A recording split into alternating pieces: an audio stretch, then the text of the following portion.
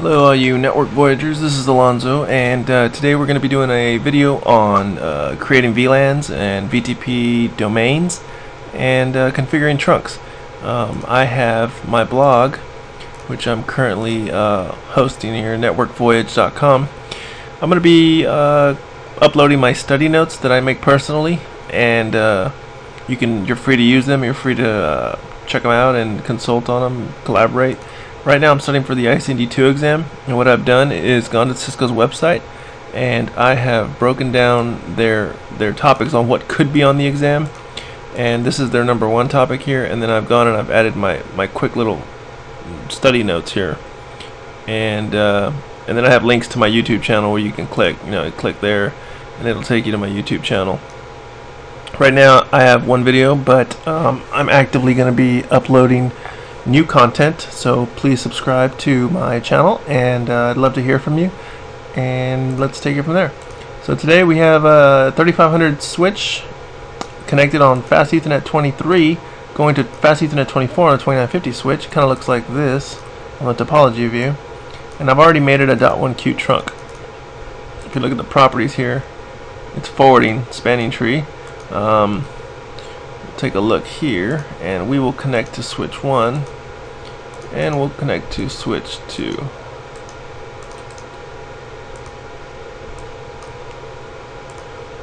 And we'll get this guy started. Alright, so all passwords are Cisco for this lab. And we're going to do a show VTP status, and we're going to see that they're both defaults from the factory. They both have configuration revision numbers of 0. They're both servers, and they don't have a domain name. So let's go ahead and give them a domain name. Okay, these are older switches, so we're going to go to VLAN database, and we're going to create a VTP domain of networkvoyage.com. No, this is good, Network Voyage. A VTP password of Cisco. Exit. All right. So here we're going to go to VLAN database. And create a VTP domain of Network Voyage, VTP password of Cisco, and these are case sensitive. So now you see here we have Network Voyage as the domain, and I'll do a show VTP status and Network Voyage there too. Notice we still have the revision number of 0 because we haven't created any VLANs. That revision changes anytime there's a higher number switch in the domain and he's actively a server, or when there's an actual VLAN change. So let's look at the VLANs. We'll show a VLAN brief. We can see that we have a VLAN 40 in here and 77, and over here we only have 77. So that should, let's create another VLAN. Create VLAN 95. Okay, we've just created that. Now let's do a show VLAN brief over here. And now we should have, yeah, we got them all. See, right there on switch 1 made a change, so that immediately triggered a VTP update or advertisement to the second switch, which is in the same VTP domain, the same passwords configured, so it's going to inherit whatever the server tells it. So it inherited VLAN 40, which is test VLAN, and VLAN 95. As you can see. So that's how you configure VTP domains, and you can do password.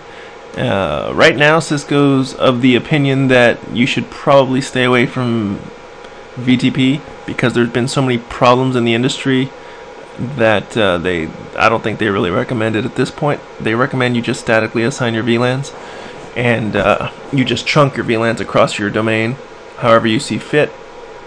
But of course that gets complicated in management, so it's basically your call. So in order to get the trunk link going, what I've done is, let's take a look at Fast Ethernet 23, and let's take a look at Fast Ethernet 24 on this side.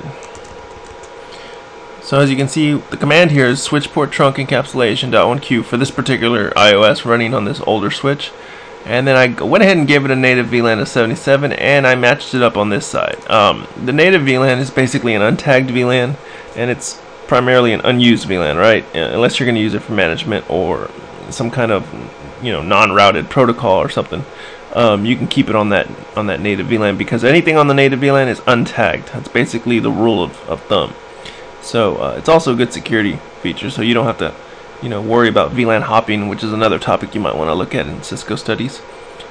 Basically, that's all you have to do to configure the .1Q trunk. Okay, you basically go into the interface mode, and you're going to do a switch port trunk native command, and you're going to tell it what VLAN that you created.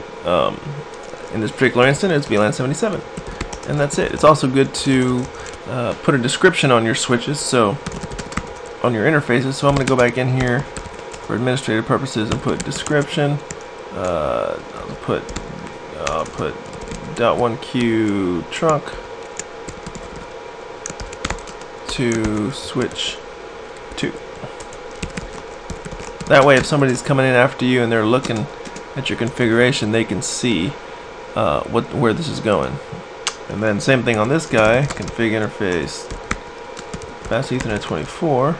I'll put a description of .1Q trunk from switch 1.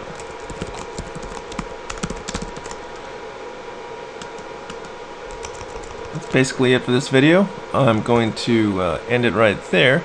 If you have any questions, post them on my blog or my YouTube channel, and we'll take it from there and see where we can go. Thank you very much. Have a good day.